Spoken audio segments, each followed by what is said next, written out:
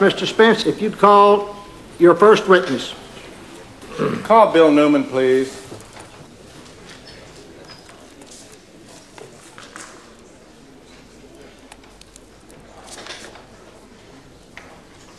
You've been sworn.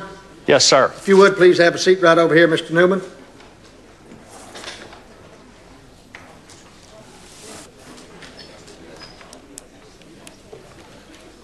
Mr. Newman, this is the jury over here. Say hello to the folks. Hello. Tell them who you are. My name is W.E. Newman. Where do you live, Bill? I live in Mesquite, Texas. Do you remember the fateful day when our president was killed?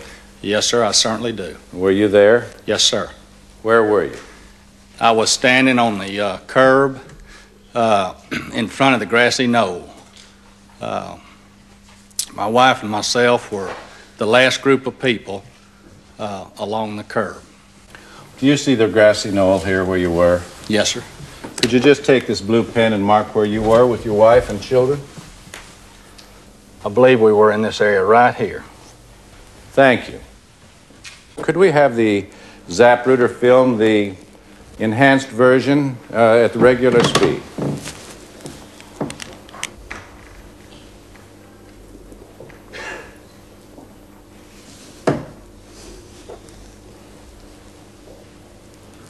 Now, just tell the jury in your own words what happened. Well, sir, we were standing along the curb on Elm Street, and as the president's car come towards us, probably 200 feet or so from us, we heard a boom, boom, like that. The president sort of throwed his arms up, and we thought at that time maybe someone had thrown firecrackers or something beside the president's car. As the president's car came closer to us, we could see that something was wrong, that Governor Connolly, I could see the blood on his shirt, and Governor Connolly's eyes protruding. And the president was looking into the crowd of people. He was moving his head about and looking into the crowd of the people. And just as the president's car got directly in front of me, and the president was probably 15 feet away, boom! And the side of his ear flew off, and just bits and pieces flew off. I can remember seeing just a white flash and then the red, and the president fell across the car as if you'd hit him with a bat. He fell across the car and back into Mrs. Kennedy's lap. I turned to, I remember her saying, "Oh my God, they've shot Jack." Who was her? Mrs. Kennedy. And then you were that close you could hear it? Yes, sir. I was as close as from where you're standing to myself, from the president, when the third shot was fired. That time I turned to Gail and I said, "That's it, hit the ground."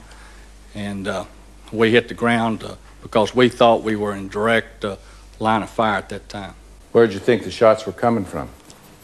Sir, I thought the shots were coming from directly behind. And where would that be on this exhibit?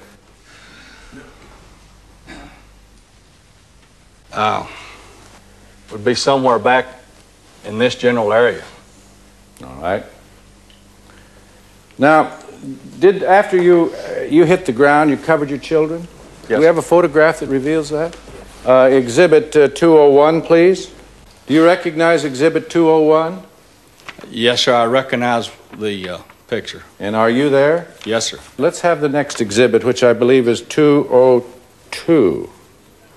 Is that you, sir? Yes, sir. And that's your baby? Yes, sir. How big is that boy now? Well, he's in Texas Tech University. He's now I may be under oath, but I think he's 26 years old.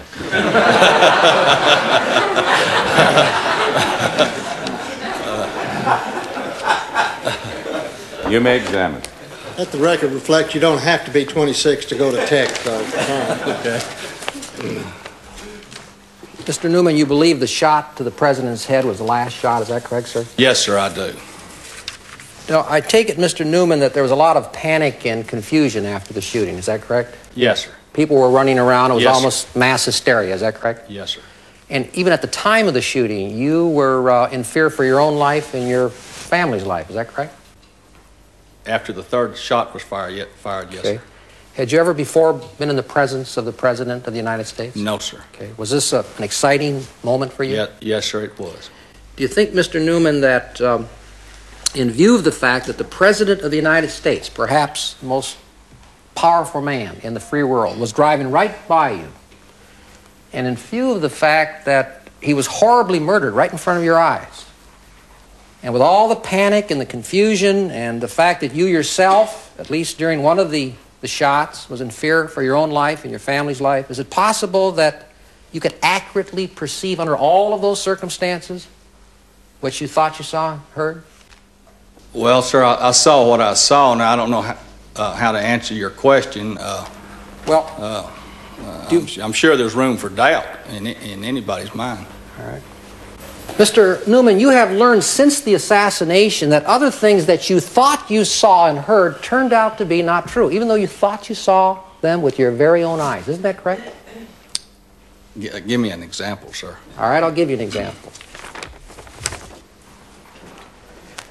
This is Decker exhibit number 5323. You've heard of Sheriff Decker from Dallas County? Yes, sir. Now, you gave him a statement. They typed it up, and you signed your name. You recognize your signature there, do you not? Yes, sir. Okay. You gave him a statement on November the 22nd, 1963. I'll read a portion of it. We were standing at the edge of the curb looking at the car as it was coming towards us, and all of a sudden there was a noise, apparently gunshot. The President jumped up in his seat, and it looked like what I thought was a firecracker had went off, and I thought he had realized that it was just like an explosion, and he was standing up. Did you sign your name to that document? I signed my name to that document. You're aware that President Kennedy never stood up in the presidential limousine, is that correct? Yes, sir. Thank you, Mr. Newman. No further questions. Thank you. Thank you very much. Do you want to tell the folks? Just a minute, if you don't mind, he would appreciate it if you'd stand up and ask Yes, your question. yes. Thank you. Would you mind telling the folks in the jury what the circumstances were of you having written that document about the President standing up? The part about the President standing up, the President did come up in his seat. And, of course, at that time I was pretty upset and excited myself, and I may have said the President stood up when all he in reality did was throw his arms up. That's all. That's Thank you very much, Mr. Thank Newman. you. You may step down. Call your next witness.